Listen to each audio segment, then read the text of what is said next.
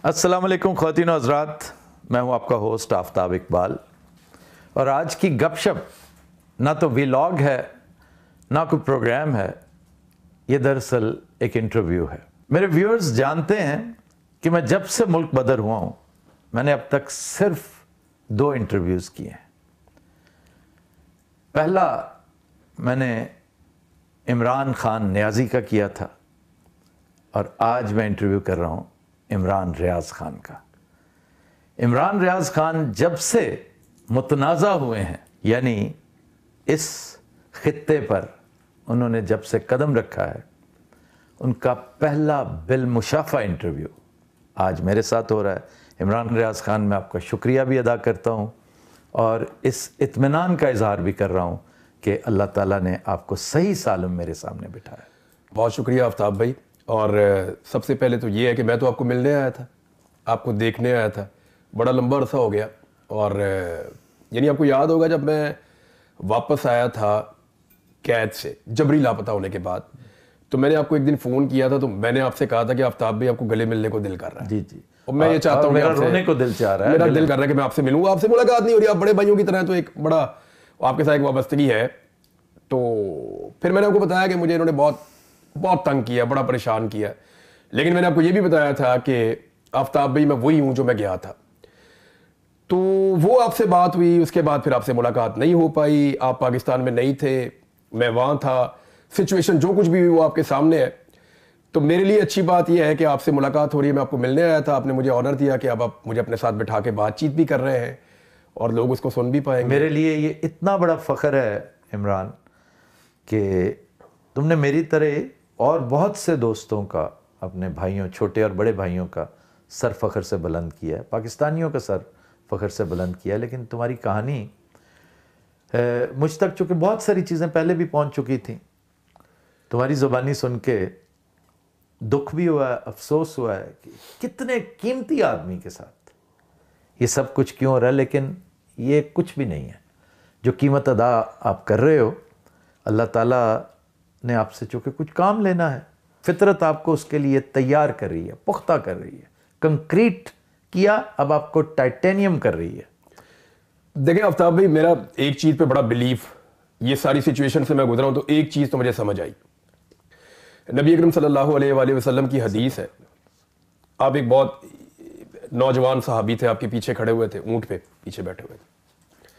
तो आपने कहा, लड़के मेरी बात सुनो गौर से, अल्लाह ताला कमी बेशी माफ़ फरमाए। आपने कहा कि सारी दुनिया मिलकर तुम्हारा फायदा नहीं कर सकती अगर रब ना चाहे तो, और सारी दुनिया मिलकर तुम्हारा नुकसान नहीं कर सकती अगर रब ना चाहे तो। कोई भी आदमी आफ्ताब भाई पत्थर का नहीं बना हुआ होता या लोहे का बना हुआ नहीं होता। ये हालात होते हैं, उसके सामने आ जाते हैं, फिर देखना ये होता है कि रब उसको कितना साबिक कदम रखता है। ये मेरे रब का मामला है। यानी हम कैलकुलेशन करके बैठ जाते हैं कि मैं नहीं मानूंगा, मैं बहुत पत्थर का आदमी हूं, मैं बहुत मजबूत आदमी हूं, मुझे मारोगे मेरे से नहीं। भाई इतनी छोटी सी जगह पे जब आपको कोई बंद कर देता है 6/8 के अंदर या 4/8 के अंदर आपको बंद कर दें और आपकी जिंदगी बस वहीं गुजरे, आप पैदल भी ना चलें। 66 दिन के बाद निकाल के मुझे पैदल चलाया, मुझे पता चला कि मेरे क्रैम्प पड़ रहे हैं, मैं पैदल नहीं चल पा रहा। तो आप वो रहते ही नहीं है जो आप होते हैं, ये बियरेबल है ही नहीं। तो अगर आप उसमें से गुजर रहे हैं ना, तो this is not because of you, ये अल्लाह ऑलमाइटी की वजह से है, और वही आपको सब्र देता है। अता है, वो आपको सब्र देता है, उसकी अता है आप पे कि आपको उसने सब्र भी दिया, ये मौका दिया और तौफीक भी दी। मैं तो हमेशा कहता हूं मौका सबको मिलता है, तौफीक किसी किसी को मिलता है। रब बड़ा मेहरबान है सर। और लोग, यानी एक ऑब्लिवियन में से एक आदमी उठा है, गुमनामी में से, और अल्लाह ने उसको एक ऐसे मकाम पर फायज कर दिया है कि लोग हिसाब किताब पता क्या क्या कर रहे हैं। तुम हैरान हो गए, मुझसे लोग पूछते हैं जी आपकी इंफॉर्मेशन बड़ी है, जंगलात से मुतल्लिक मुश्किल टेरेन्स पे आप उसके साथ रहे हैं। ये जिस जगह का वाकया है, सुना है जंगली जानवर ने उस पर हमला किया, आपके हिसाब से जानवर कौन सा होगा? जस्ट इमेजिन कि उन्हें मतलब है दिलचस्पी का एक। तो मैं उनकी मुश्किल आसान कर रहा हूँ। हाथी ने हमला किया ना ये हाथी था ना गैंडा था।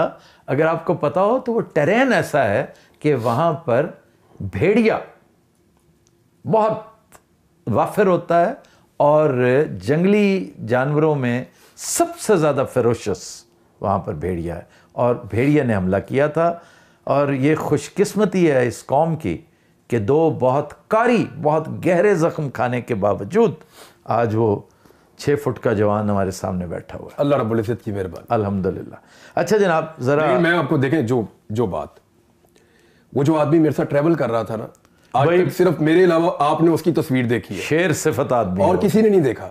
आपने उसको देख भी लिया जी, है ना, हीरो। यस, अल्लाह ताला ने उसको बनाया भी वैसा ही है जैसा वो है। बड़ा हैंडसम आदमी। मैं तो समझा कि वो जो तुम पोर्ट्रे कर रहे थे ना कि वो बड़ा हादी पहलवान टाइप का होगा। वो आदि पहलवान नहीं था, वो तो बड़ा स्लिम सा चरेरे, इसको चरेरा बदन कहते हैं। वो बहुत मजबूत आदमी, टॉल, यानी उसके साथ ने मुझे यानी बड़ा फायदा दिया। यानी आम आदमी के साथ आप ये ट्रेवल नहीं कर सकते थे। और उसकी मेरे बारे में ये राय है कि ये मैं एक जर्नलिस्ट से ये एक्सपेक्ट नहीं कर रहा था, यानी क्योंकि मैस हो गया था ना। हम जिस ट्रैक पे चले थे ना, वो ट्रैक रहा ही नहीं, वो मैस हो गया। जिसने आना था वो आया ही नहीं, और फिर एक लंबा ट्रैवल था बस। नहीं, वैसे ये जो कुछ हो रहा है, आप ही नहीं, आप जैसे और बहुत सारे जर्नलिस्ट अब कहाँ के जर्नलिस्ट रहे, किसी ने जर्नलिस्ट रहने ही नहीं दिया। सारा कंट्रोवर्सी हो गई, हर जगह पे हो गई, हर आदमी मुतनाज़े हो गया। मुतनाज़ा होना और बात है, उसका रोल चेंज हो जाता है, आपको खामखा का मुजाहिद बना दिया जाता है, हालांकि आप अपना काम करना चाहते हो। मुझे जब पहली दफ़ा इन्होंने पकड़ा ना, तो मेरी इनसे बात होती थी मिलिट्री एस्टेब्लिशमेंट के लोगों से, सारे सहाफ़ियों की होती थी। उस दौर में ये राब्ता वाब्ता फ़ोन शोन भी करते थे कि सर ये चीज़ है या वैसी चीज़ है। तो हम लोग बतौर सहाफ़ी खबरों के चक्कर में ही रहते हैं हर वक्त, कि चाहे सिचुएशन तब्दील हो रही है, कोई इलेक्शन की तरफ जा रहे हैं, कोई और चीज़ें हैं। तो जब मुझे इन्होंने पकड़ा ना, तो मैंने एक पैगाम इन लोगों को बड़ा ओपनली दिया था। मैंने ये कहा था कि आप मुझे 6 फुट का अंदर डालेंगे, 10 फुट का बाहर निकलूंगा मैं, फिर आप मुझे अंदर डालेंगे, फिर मैं और बड़ा। आप मुझे बनाना क्या चाहते हैं, पहले आप मुझे ये बताएं। मैं आपको एक बात की गारंटी देता हूं, मैं सरेंडर नहीं करूंगा। ये मैंने उन्हें कहा। मैंने कहा ये मैं आपको गारंटी दे देता हूं कि मैं सरेंडर नहीं करूंगा। आप मुझे जितनी दफा मारेंगे, जितनी दफा अंदर डालेंगे, वो आप मुझे अजीब तरीके के, यानी मैं ये कोई बाई चॉइस तो नहीं हूं ना आफ्ताब भाई, बाई फोर्स है ना जो मेरे साथ हुआ, या जो इन्होंने मुझे बनाया ये बाई फोर्स बनाया ना, ये बाई डिजाइन तो नहीं है ना। जी जी जी, ये कोई बाई चॉइस तो नहीं है ना। अब एक आदमी को आप उठाएं, उसके ऊपर आप, मैं 10 मेरी गिरफ्तारियां हैं जो तहरीरी हैं, जो सरकारी कागजों में मेरी गिरफ्तारियां हैं वो 10 मरतबा है, 10 मेरी गिरफ्तारियां हैं। मेरे ऊपर 3 दर्जन मुकदमे हैं। उसके बाद इन्होंने जेल में मुझे 1 महीना फिर रखा भी। क्यों तंग जब किया यार, वापस आया, क्यों तुमने तंग किया इन्हें इतना कि मैंने कहा मैं तो इतने अपना पर्चे काम कर करने रहा पड़े। मैं तो अपना काम कर रहा था। अब मैं वाहिद आदमी हूं जिसको इन्होंने 142 दिन गायब भी कर दिया। कोई और सहाफी को ऐसा नहीं किया इन्होंने। मुझे वहां पे गायब करके ये टॉर्चर करते रहे, सारा कुछ करते रहे। तो मेरे रब से बड़े तो नहीं हो गए ये, मेरे रब से ज्यादा ताकतवर तो नहीं हो गए ये। इनके बीच में से मेरा रब मुझे निकाल कर लेकर आया, और मुझे इज्जत के साथ निकाल कर लेकर आया। तो इन्हें क्या लगता है कि ये स्याह को सफेद कहेंगे तो सफेद हो जाएगा। सर ऐसा होगा नहीं। जितने बंदे लापता हुए ना, इंतजार पंजूता साहब से मेरी बात हुई सर, अगर उसका कल उसकी इंटेंसिटी यहां थी ना, तो आज यहां पे है। ऐसा ही है, बिल्कुल ऐसे, बिल्कुल ऐसे। आप मेरे सामने बैठे हैं, आपको इन्होंने लापता किया। अब आप मुझे ये बताएं कि उसकी कीमत ये अब तक चुका रहे हैं। आफ्ताब इकबाल नहीं है इनके पास, बहुत सारे और लोग हैं। इन लोगों ने जबर के जरिए से, इन्हें लगा कि ये कंट्रोल करेंगे, जबर के जरिए से आप दबा सकते हैं। आप मौकिफ नहीं बदल सकते, सोच को आप बदल ही नहीं सकते।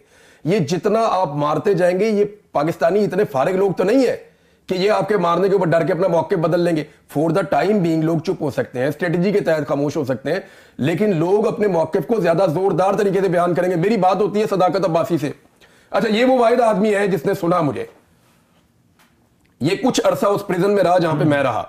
ठीक। इसका मुझे एक दिन फोन आया, उसने कहा यार मान गया हूं आपको। मैंने कहा क्या हुआ? कहता मैंने सुना आपको जब आप पे टॉर्चर हो रहा था, और मैंने भी सुना कि जो सदाकत अब्बासी के साथ हुआ, उस आदमी के साथ बड़ा जबर हुआ, बड़ा जुल्म हुआ। मुझे हैरत हुई कि पाकिस्तान तहरीक इंसाफ ने जो खत लिखा चीफ जस्टिस को, उसमें सदाकत अब्बासी का नाम क्यों नहीं लिखा, उस्मान डार का भी नहीं लिखा।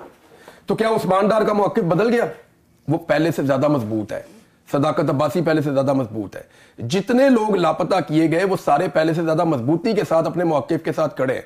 अगर इमरान खान को आज इन्होंने सियासत का एक देवता बना दिया ना, या इमरान खान साहब को एक जायंट बना दिया है, तो इसके अंदर पाकिस्तान की मिलिट्री एस्टेब्लिशमेंट की वो भोंडी गलतियां और उनकी हरकतें हैं जिसका खुमियाजा अब ये भुगतेंगे। देखें, इमरान की किस्मत में ये ऑनर लिखा था।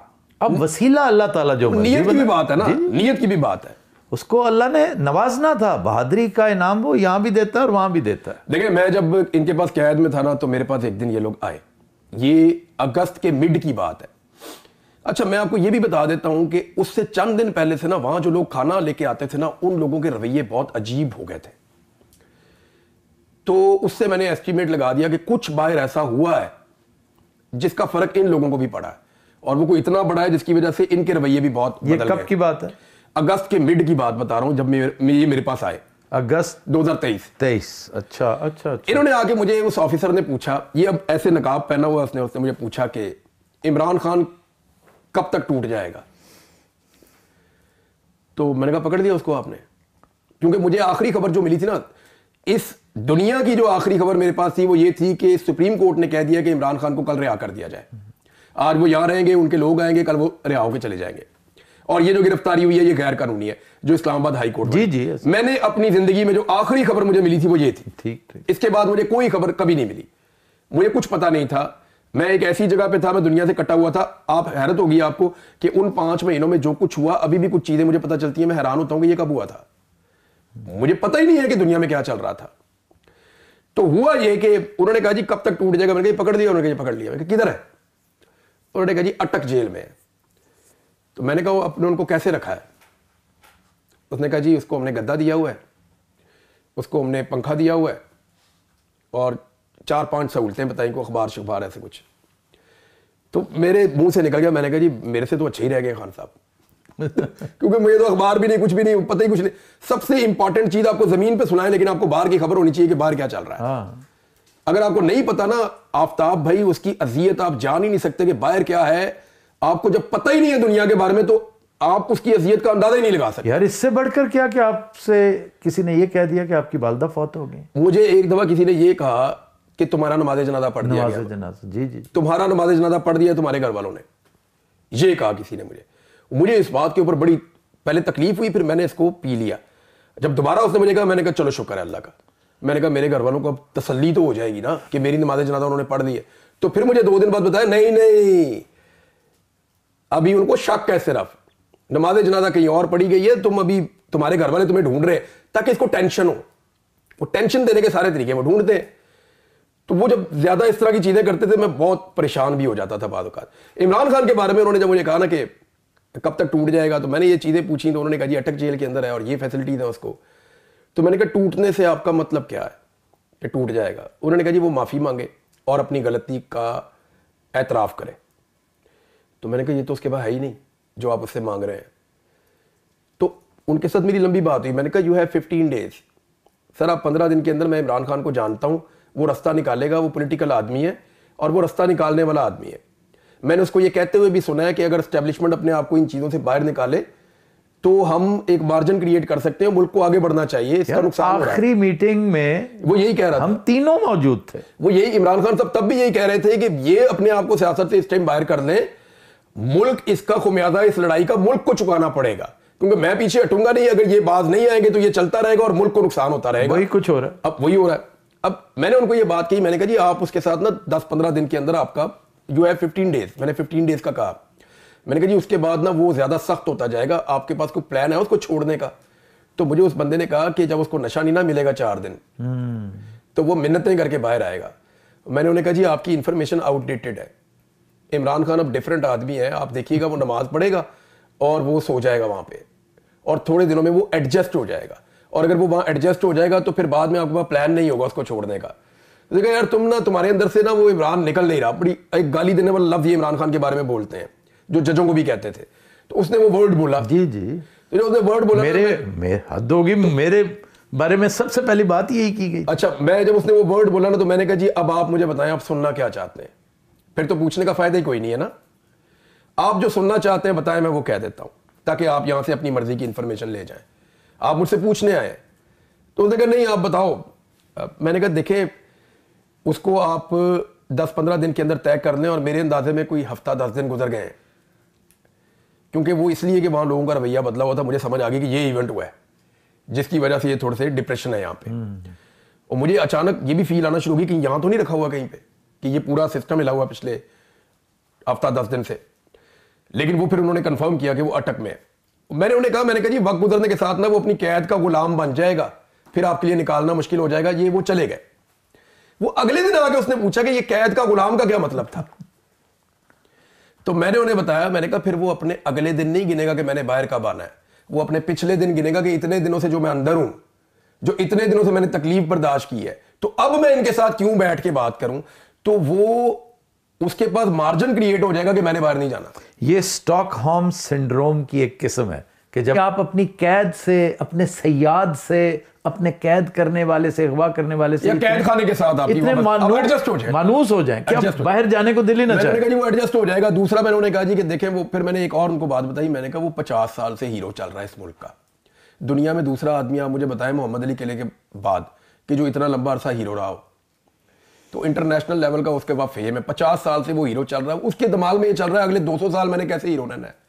वो अगले 200 साल का एस्टीमेट लगा के 70 साल के बाद कौन सी डील करनी है इमरान खान। और जो कहता है कि मैं अल्लाह के पास जब जाऊंगा कम से कम ये तो कह सकता हूं ना कि या अल्लाह जो बेस्ट पॉसिबल मेरे लिए था। आफ्ताबी इनके दिमाग में ये था कि ये इमरान खान आएगा, रोएगा पिटेगा, हम इसको तोड़ देंगे, चौथे दिन नशा मांगेगा, हम इसको कहेंगे कि जी बैठ के आप प्रेस कॉन्फ्रेंस करें।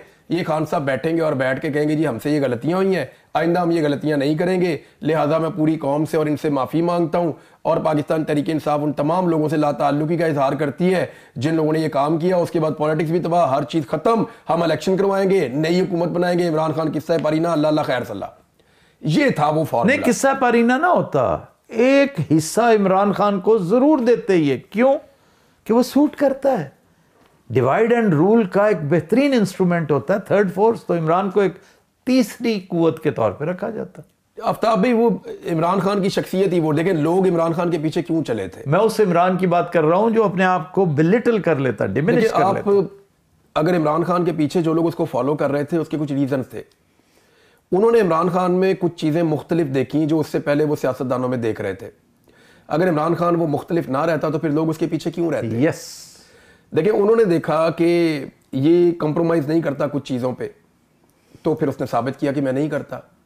उन्होंने देखा कि ये दूसरों से डिफरेंट है, ये अदाकारी नहीं करता, जो है वो नेचुरल है, तो उसने दिखाया कि वो नेचुरल है।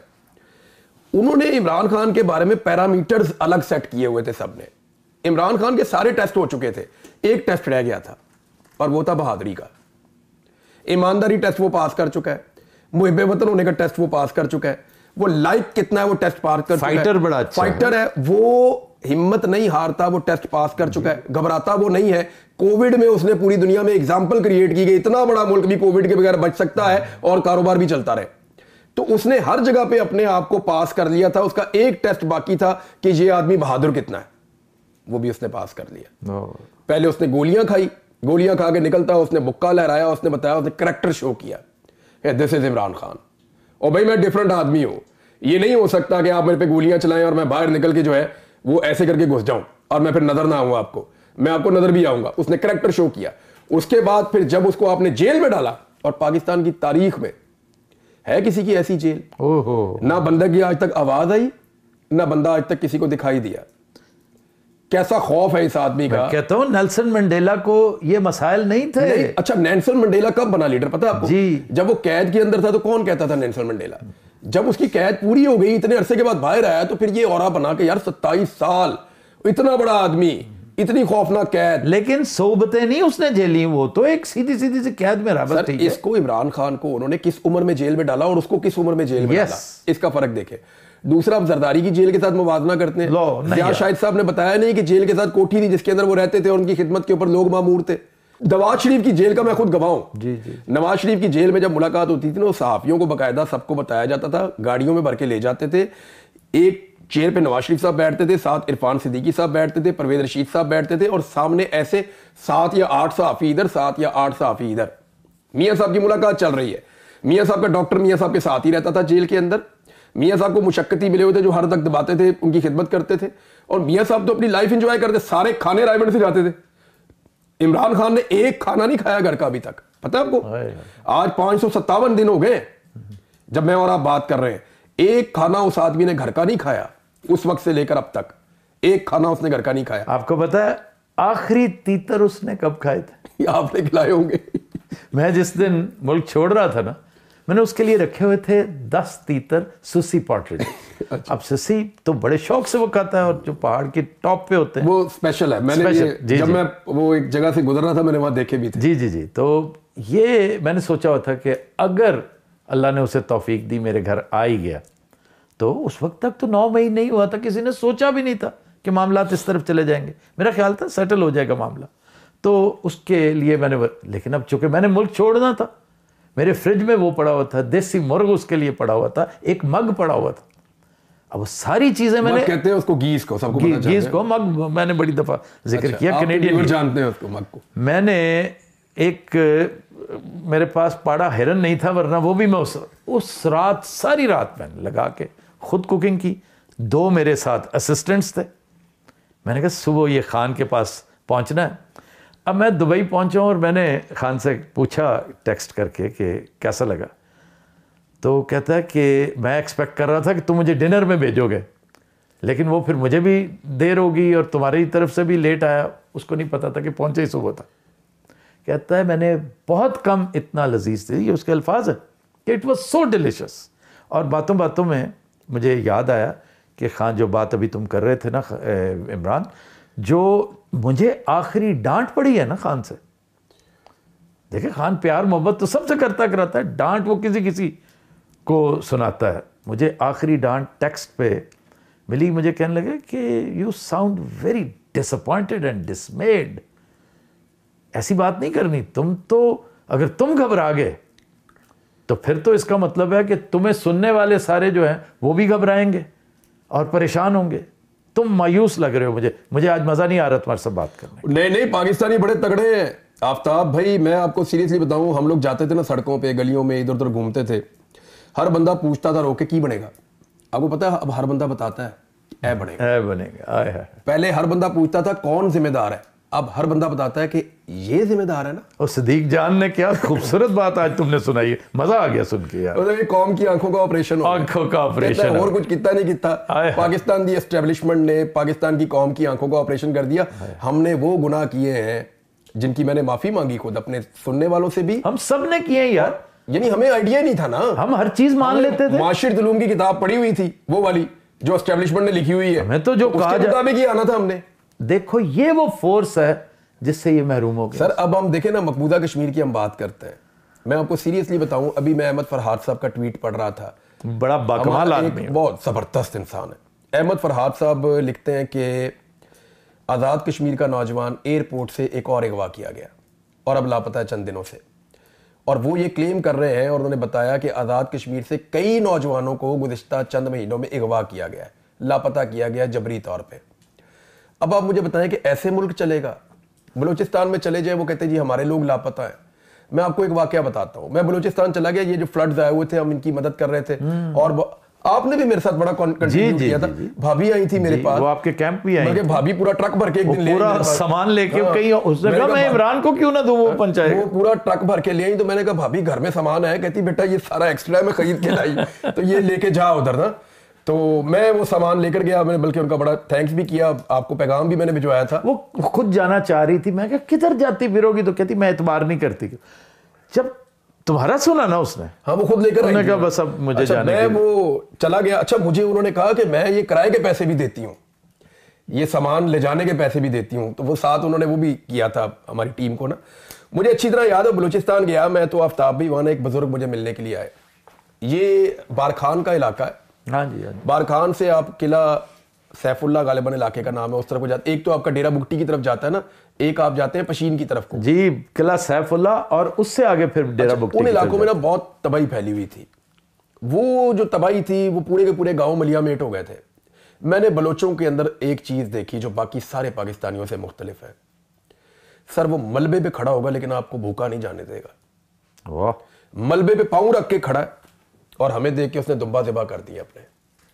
उसने कहा ये लोग मेहमान आए, इनको हम खाना खिलाएंगे।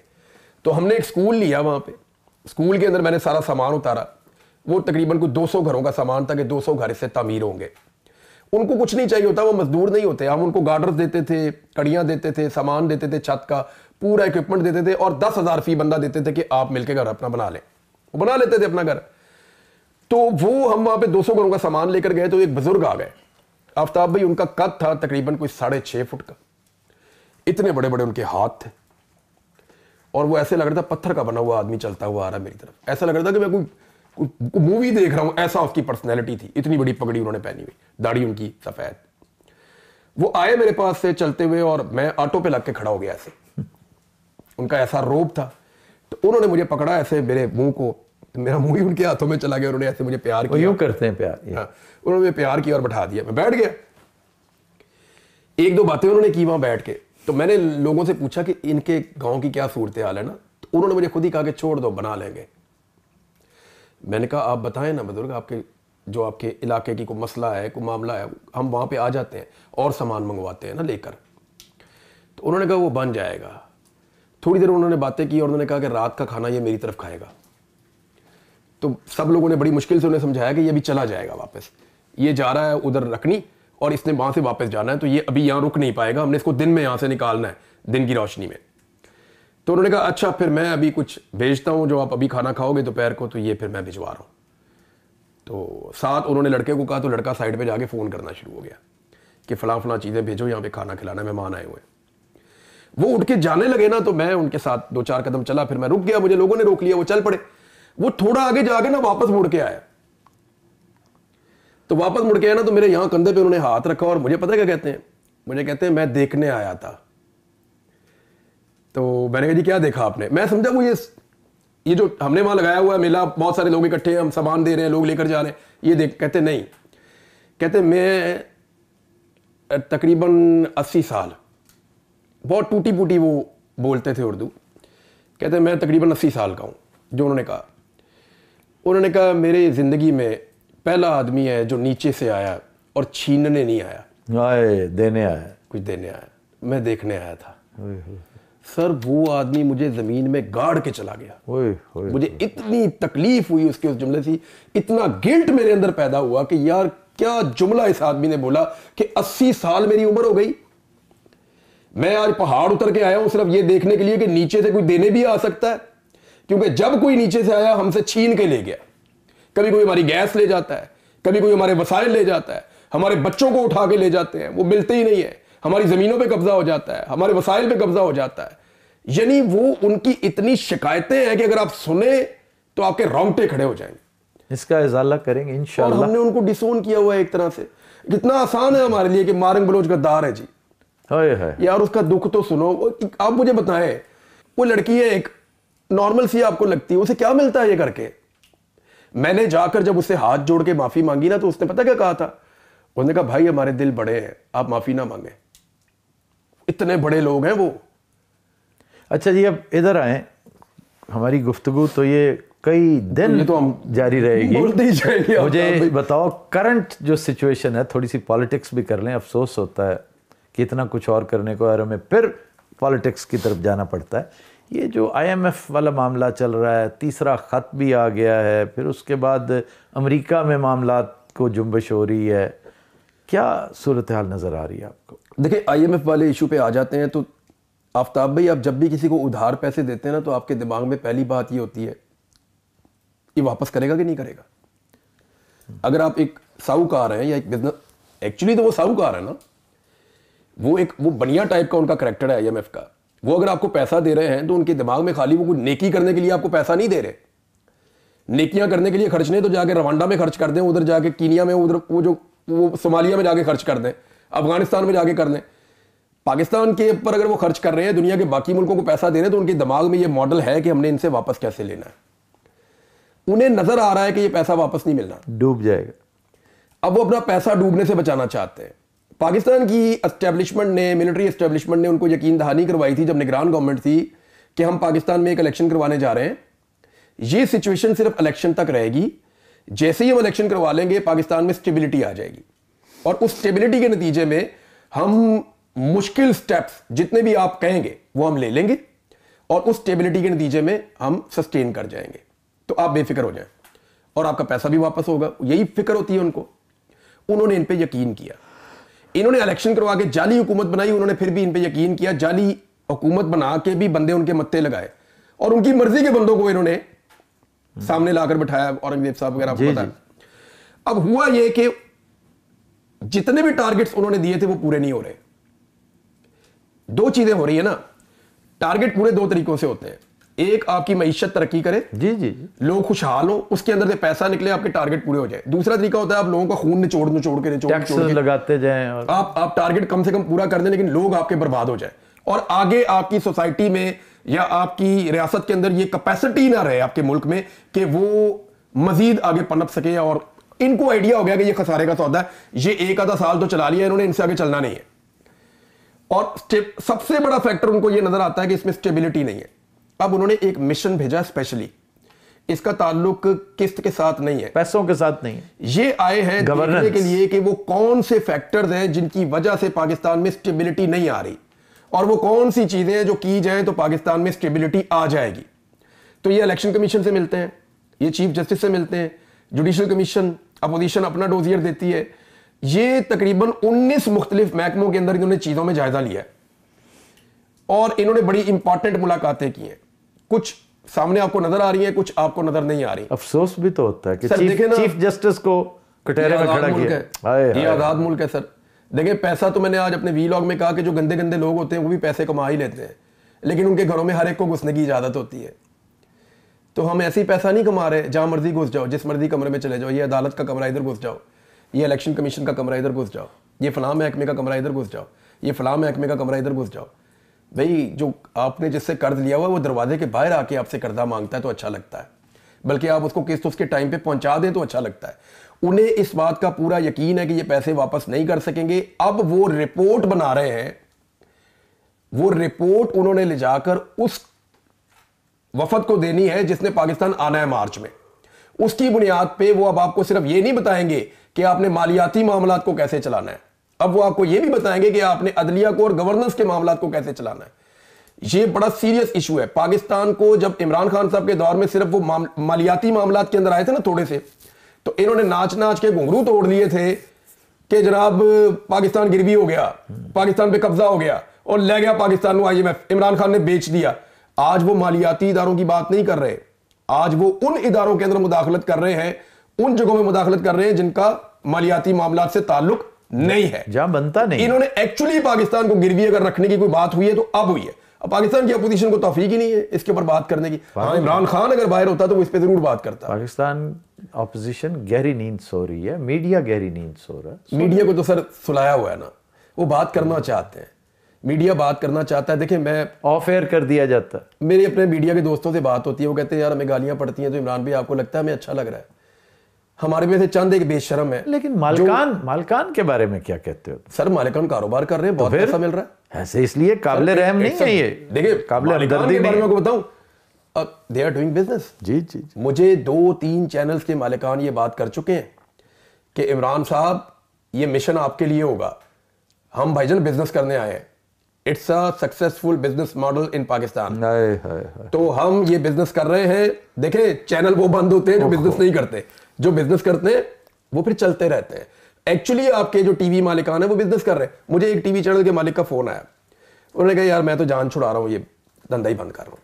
मैंने सुना 2-3 चैनल्स बिक रहे हैं, अभी फिर बिक रहे हैं। मैंने उनसे पूछा, मैंने कहा क्यों आप बंद कर रहे हैं?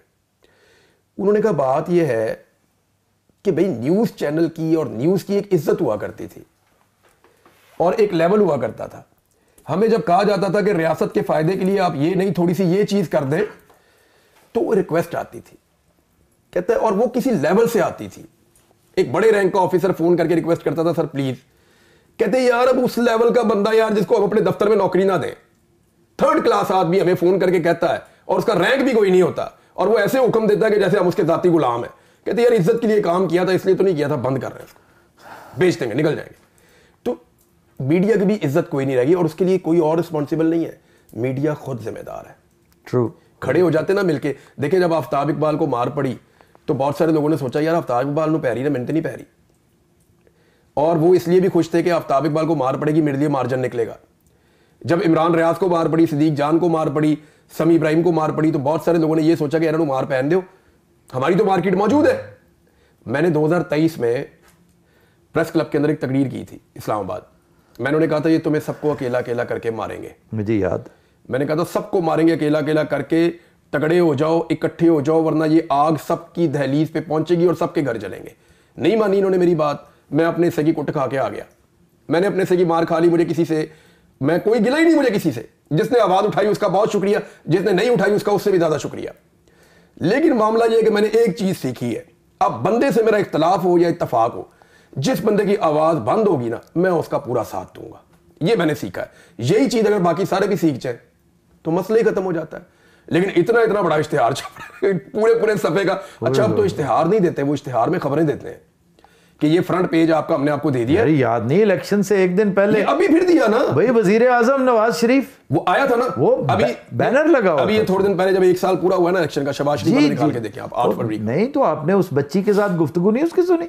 पाकिस्तान नहीं, दुनिया का पहला वजीर आजम है जो इश्तिहारों में काम का, और अजीबोगरीब तरीके नहीं, और इस तरह के इश्तारों में यार बेपाया का लफ्ज बच्ची के साथ हद होगी यार। तुम इतने अहमक हो कि किसी ने तुम्हें बताया ही नहीं कि इसकी कॉपी राइटिंग करवा लो, विजुलाइज करवाओ किसी और तरीके से। एक चीज होती है सबलाइम आपने तरीका। वो जगह पहचानी है जहां पे इश्तिहार बना है? पता नहीं कौन सी जगह होगी, मैं तो मिनिस्टर हाउस। अब मैं आपको एक चीज मैं वो हरकतें देखता मैं रहा आपको हूं। एक चीज बताता हूं, आफ्ताब भाई देखें, इनको बेवकूफों को पता ही नहीं है। ये अपना इश्तिहार बनाते हैं खूबसूरत तरीन जगह पे, गुले गुलजार।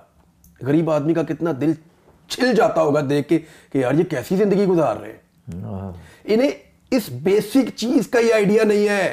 आप इमरान खान के निकाल के उनकी जो सोशल मीडिया के लोग जो उनका इमरान खान साहब का ऐड बनाते हैं, क्या बनाते हैं? मंजे पे लेटा हुआ है, जी जी, वो बनाते हैं यूं करके के साथ बैठ के रोटी खा रहे हैं, यूं करके केक खा रहा है, थोड़ा सा नीचे गिरा है, उठा के फिर चाय के अंदर पापे डबो के। अब ये इमरान खान है, देखिए वो उसकी पब्लिसिटी हो रही है, वो लोगों को लगता है यार हमारे जैसा आदमी है।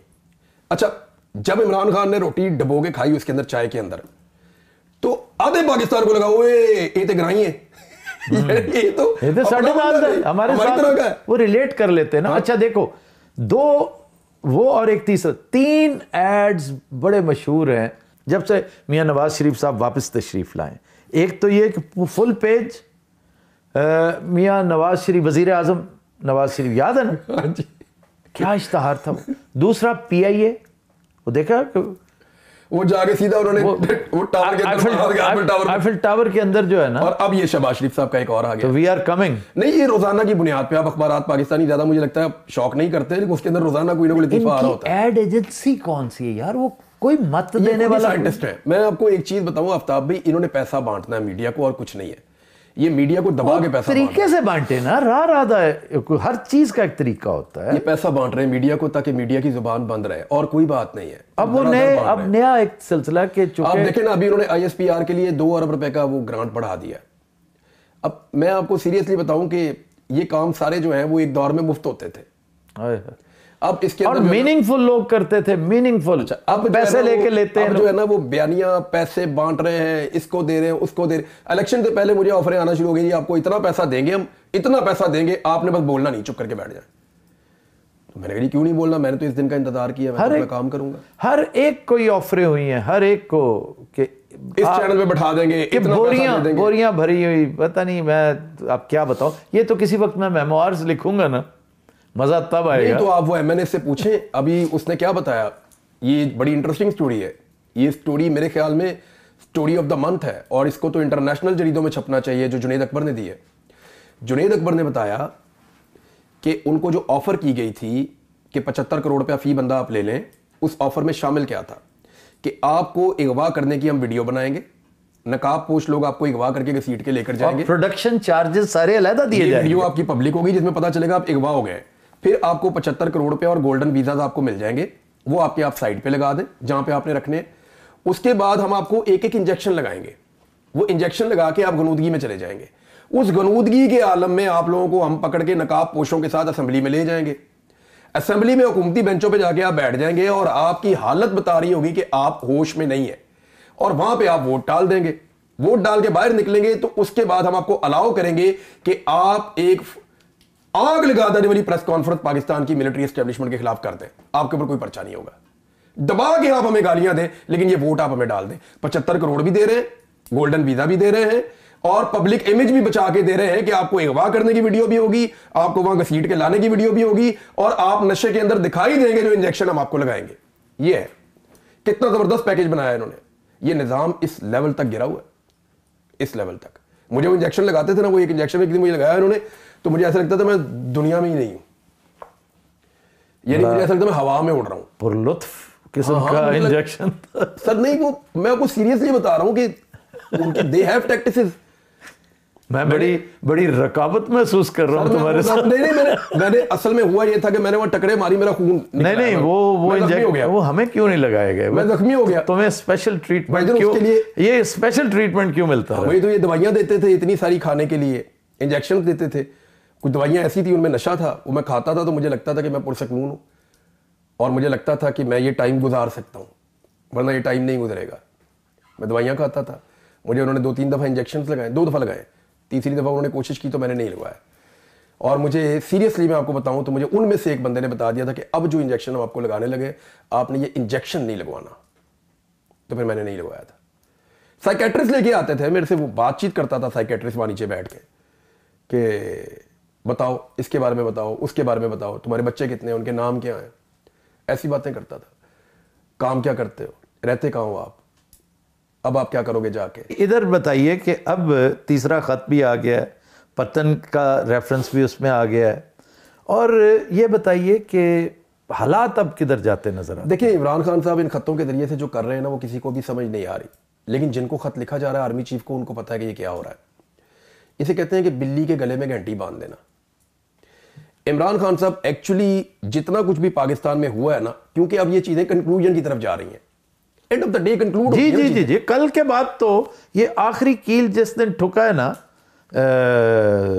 अदालतों वाला, अब उसके बाद मामला अब ये कंक्लूजन की तरफ जा रही है। इमरान खान साहब ये बताना चाहते हैं कि ये जो सारा मैस क्रिएट हुआ है ये किस तरफ से हुआ है, तो अब वो उस तरफ को उसको मोड़ रहे हैं, उसका रुख मोड़ रहे हैं, उस तरफ लेकर जा रहे हैं कि जनाब ये है मसला और इधर से हो रहा है। तो कब तक तुम महसूस करते हो इमरान के 2 months 3 months? नहीं देखिए जी, मुझे ये बात आज से कुछ अर्सा पहले तक एक जर्नल ने मुझे रब्ता किया था, मिलिट्री जर्नल ने।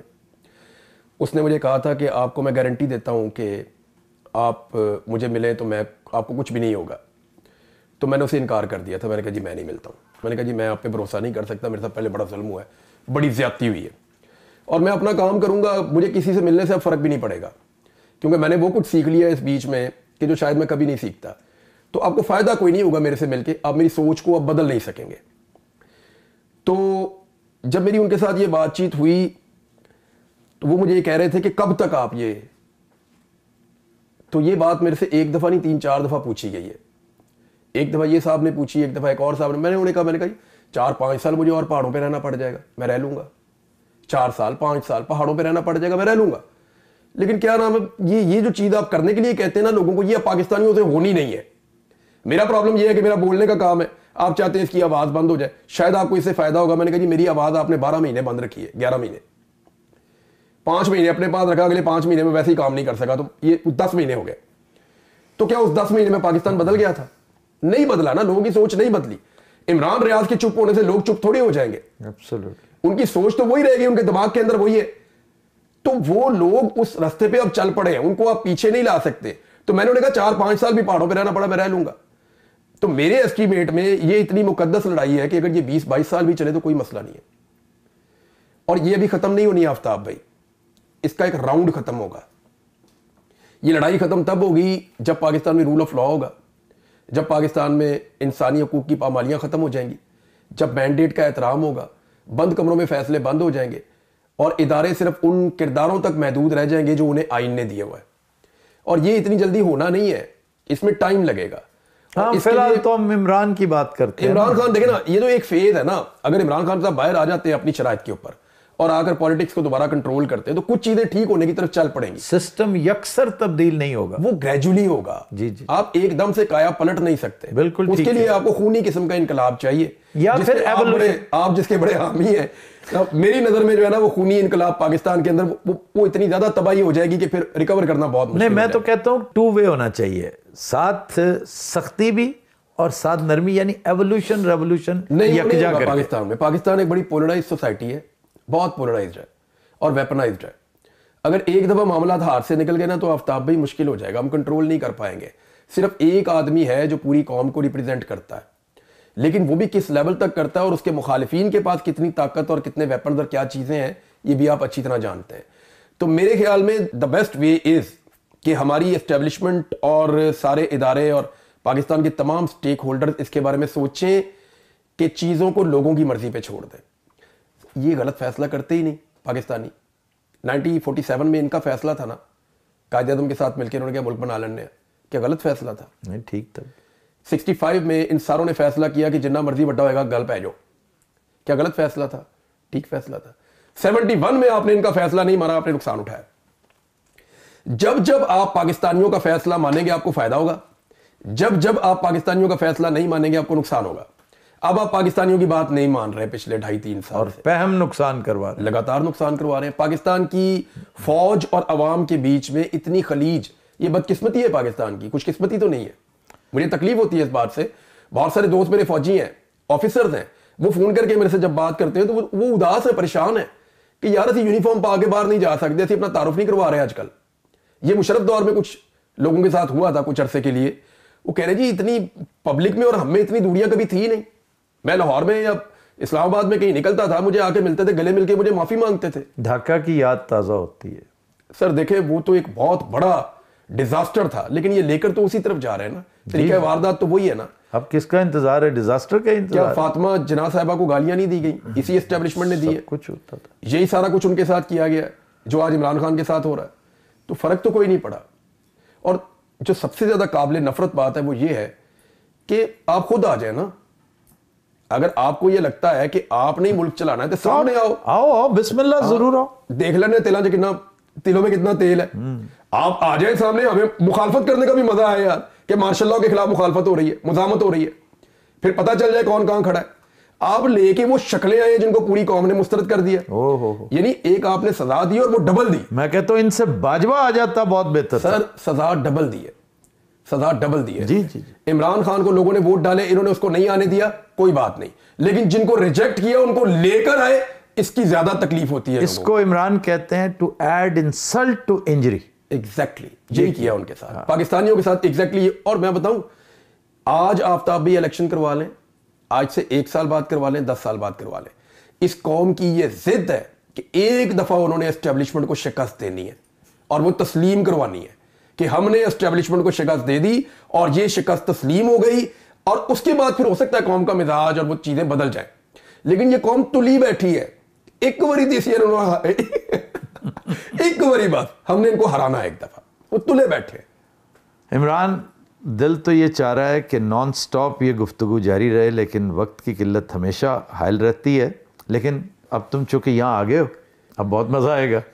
अब महफिलें भी फिर से बहाल होंगी, हमारे सैर सपाटे भी।